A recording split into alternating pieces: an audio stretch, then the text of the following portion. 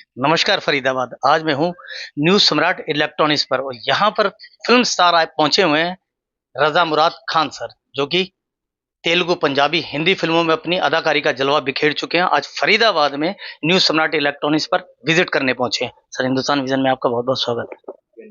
धन्यवाद। दिल की गहराइयों से आपका शुक्रिया। मुराद जी, सैकड़ों फ़िल्मों में काम करने के बावजूद हज़ारों लोगों के दिलों में अपने जो जगह बनाई है, वो वाक़ई काबिल-ए-तारीफ़ है। लेकिन राम तेरी गंगा मैली का जो किरदार आपने निभाया, वो लोगों के ज़हन में आज तक भी है। क्या कहेंगे? देखिए, मैं ये कहूँगा कि वो एक्टर्स बड़े खुशकिस्मत होते हैं, जिन्हें अच्छे डायरेक्टर्स के साथ काम करने का मौका मिलता है। एक मेरी शुरुआत की फ़िल्म थी नमक हराम, जी। 1973 में। उसके डायरेक्टर थे ऋषिकेश मुखर्जी और वो एक छोटा-सा रोल था, एक ज़िंदगी से मायूस, टूटा-फूटा शराबी, शायर, बीमार। अलम नाम था उसका, शायर का। ऋषिकेश मुखर्जी डायरेक्टर थे। उस फ़िल्म को देखकर राज कपूर साहब ने मुझे प्रेम रोग में लिया। अब कहाँ वो जिंदगी से हारा, टूटा फूटा, मायूस, बीमार शायर, और कहाँ सुमेरगंज का राजा ठाकुर वीरेंद्र प्रताप सिंह। अब ये तकदीर है साहब, तकदीर है। इसमें मैंने कोई तीर नहीं मारा, मुझे मौके मिले, मुझे मौके मिले। आपने राम तेरी गंगा मैली की बात की, फिर प्रेम रोग में पहली बार मुझे राज साहब के साथ काम करने का अवसर प्राप्त हुआ। उसके बाद फिर राम तेरी गंगा मैली, और फिर मुझे वो हिना का रोल सुना कर गए थे, और दो गाने भी उन्होंने हिना के रिकॉर्ड किए थे, लेकिन जिंदगी ने वफा नहीं की। तो उसके बाद मेरी एक फिल्म आई थी राम लखन, जिसमें मैंने सर जॉन का रोल किया था। उसके डायरेक्टर सुभाष घई थे। वो रोल भी आज लोगों को याद है। संजय लीला बंसाली के साथ 4 फिल्में कर चुका हूं, उनकी फिल्मों के किरदार भी लोगों को याद हैं। तो मेरा कहने का मतलब ये है कि किसी भी कलाकार के लिए एक अच्छे निर्देशक के साथ काम करना बहुत बड़ी बात होती है। उससे पता है काम कैसे निकालना है, कैसे आपके आपके अच्छे पॉइंट्स को उभारना है और बुरे पॉइंट्स को छुपा कर रखना है। तो यही वजह है, मेरी जो अब तक फिल्में जो मुझे याद हैं, 19 भाषाओं में 19 भाषाओं में मैंने काम किया है। तो 586 फिल्में मेरी लगी हैं। नहीं, ये बहुत कम हुई है। तो मेरा जो अपना रिकॉर्ड है वो 586 का है, और उसमें 19 भाषाएं हैं। शायद ही कोई हिंदुस्तान की ऐसी भाषा होगी जिसमें मैंने काम नहीं किया है, सभी में किया है। हर कलाकार का एक अहम रहता है, या हर कलाकार के ज़हन में एक ऐसी बात रहती है कि यार मुझे ये रोल मिलता तो शायद मैं इंडस्ट्री में और बड़ी पहचान या देश में और बड़ी पहचान बना हुआ था। रज़ा मुराद जी का कोई ऐसा रोल अब तक छूटा हो आपसे? हजारों ख्वाहिशें ऐसी कि हर ख्वाहिश पे दम निकले, बहुत निकले मेरे अरमां लेकिन फिर भी कम निकले। ख्वाहिशों का तो कोई अंत ही नहीं है, कोई अंत नहीं है। और अब मैं उम्र के उस पड़ाव पर आ गया हूं कि मुझे लगता है कि इतना मैं मुत्साहित नहीं था जो मुझे मिला है, जो लोगों ने प्यार दिया है, जितना मुझे काम दिया है, और आज भी मैं काम कर रहा हूं। ये मेरी अच्छी किस्मत है, ये लोगों का प्यार है। और मैंने पहले भी कहा था कि मुझ में कोई ऐसी खास बात नहीं है। मैं बिल्कुल एक एवरेज इंसान हूं, नॉर्मल इंसान हूं। कोई ऐसी मुझ में कोई एक्स्ट्रॉर्डनरी बात नहीं है। सिंपल सा इंसान हूं, नॉर्मल इंसान हूं।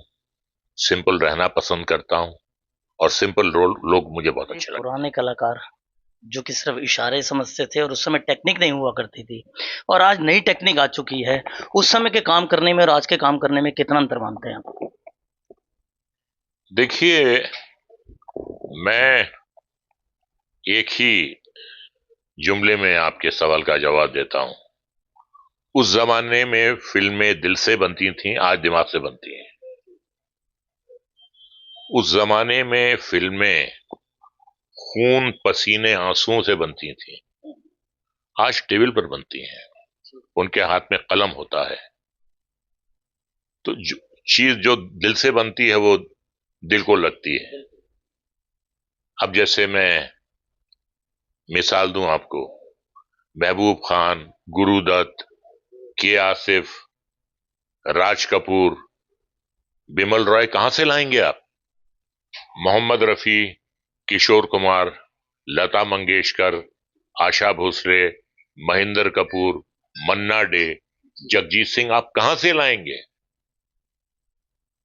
नौशाद, मदन मोहन, शंकर जयकिशन, लक्ष्मीकांत प्यारेलाल कहां से लाएंगे? रविंद्र जैन कहां से लाएंगे आप? नहीं आएंगे। तो आज जो म्यूजिक है, मौसीकी जो है, सिर्फ उसमें शोर गुल है। कौन गाना गा रहा है, क्यों गा रहा है, किसका म्यूजिक है, कौन सिंगर है, किस फिल्म का गाना है, याद ही नहीं रहता। आज जो अंताक्षरी के पुराने प्रोग्राम आते हैं, तो जो आज की नस्ल है, आज के जो बच्चे हैं, आज के जो टीनेजर हैं, वो भी अंताक्षरी में पुराने गाने गाते हैं। आज के गाने तो याद ही नहीं रहते, आज के सिंगर्स के नाम याद नहीं रहते, आजकल के म्यूजिक डायरेक्टर्स के नाम याद नहीं रहते, आजकल के डायलॉग राइटर्स के नाम याद नहीं रहते। कितने छोटे छोटे डायलॉग्स में पंच लाइन्स होती थी, तुम्हारा नाम क्या है बसंती, मैं आज भी फेंके हुए पैसे नहीं उठाता। हाँ, इतना सन्नाटा क्यों है भाई?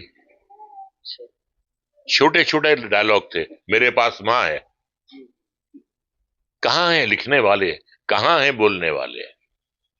सैकड़ों फिल्मों में काम किया आपने, सबसे दिल के कौन सी करीब ऐसी फिल्म है जो आपके दिल को छूती? जिसका आपने जिक्र किया, राम तेरी गंगा मैली। और नए कलाकार इंडस्ट्री में बड़ा कदम जमाना चाहते हैं, वो कैसे आए? बस ये अंतिम सवाल। देखिए, ऐसा है, आज भी बड़े अच्छे कलाकार हैं, बहुत अच्छा काम कर रहे हैं। मैं ये नहीं कहूंगा कि कलाकार हमारे ही जमाने में होते थे। जैसे रणवीर सिंह है, रणधीर कपूर है, शाहिद कपूर है, बोमन ईरानी है, ये बहुत अच्छा काम करते हैं। के मेनन है, मरहूम इरफान खान बहुत अच्छा काम करते थे, और आलिया भट्ट है, बहुत अच्छा काम करते हैं ये कलाकार। लेकिन वो बनाने वाले नहीं हैं, वो जो इमारत, हाँ, फिल्म जो थी एक मजबूत इमारत होती थी, वो अब इमारत तामीर करने वाले लोग नहीं है। क्या वजह है कि आज तक दोबारा मुगल आजम नहीं बन पाई, मदर इंडिया नहीं बन पाई, गाइड नहीं बन पाई, दीवार नहीं बन पाई, गंगा जमुना नहीं बन पाई? वो बनाने वाले नहीं है। मैंने आपसे कहा था कि यहां से बनाते थे, आज यहां से बनाने वाले लोग नहीं। न्यूज़ सम्राट इलेक्ट्रॉनिक्स पे आप आज यहाँ पहुंचे हैं, और ये हरियाणा और एनसीआर का सबसे बड़ा शोरूम है। देखकर कैसा महसूस लगा कि इसके जैसा कोई शहर में या देश में है या नहीं? मुझे तो नहीं लगा अब तक। हाँ, जैसे एक लंदन में बहुत बड़ा एक शोरूम है, उसे हैरड्स कहते हैं, हैरड्स का शोरूम है, तो उसके टक्कर का अगर मुझे लगा है आज, तो वो ये आपका जो है मंजीत सबरवाल का लगा है।